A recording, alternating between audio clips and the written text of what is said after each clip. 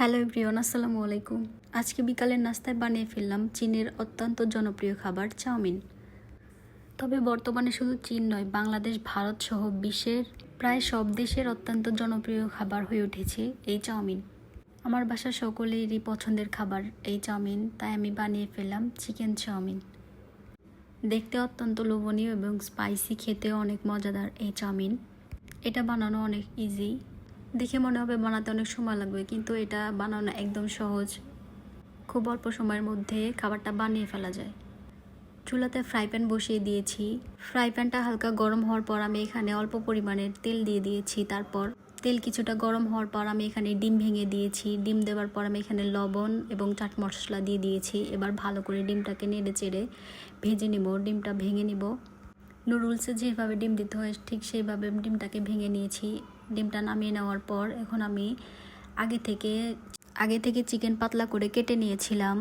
তাতে পরিমাণ মতো লবণ, গুঁড়ামরিচ, লেবুর রস, সয়া সস, টমেটো সস, মুরগির মাংসের মশলা দিয়ে দিয়েছিলাম। এখন সেটা চুলাতে ভালো করে ভেজে নিচ্ছি। চিকেনটা সিদ্ধ হয়ে গেলে ক্যাপসিকাম, পেঁয়াজ, মরিচ এগুলো আগে কেটে রেখেছিলাম, সেগুলো চিকেনের সাথে মিশিয়ে নিচ্ছি।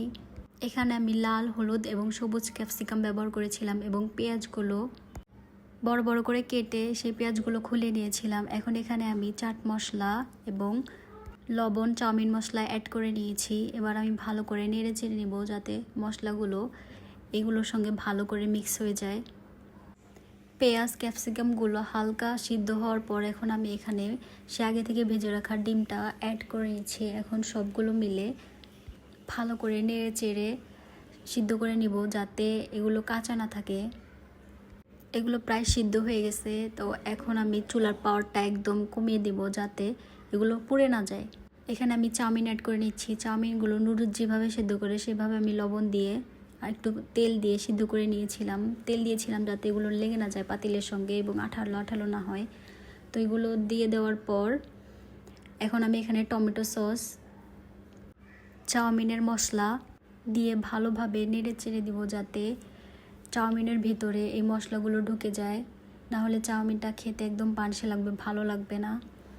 তো এগুলো ভালো করে নেড়ে চেড়ে নেবার পর এখন আমি এখানে টেস্টি সল্ট দিয়ে দিচ্ছি। এই অবস্থায় চুলার পর একটু বাড়িয়ে দিব, তারপর টেস্টি সল্ট দিয়ে নেড়ে চেড়ে নামিয়ে নিব। এই যে আমার চাউমিন রেডি। চাউমিনটা দেখতে যেমন হয়েছিল খেতে অত্যন্ত মজা হয়েছিল। বাসায় সবাই ট্রাই করবেন।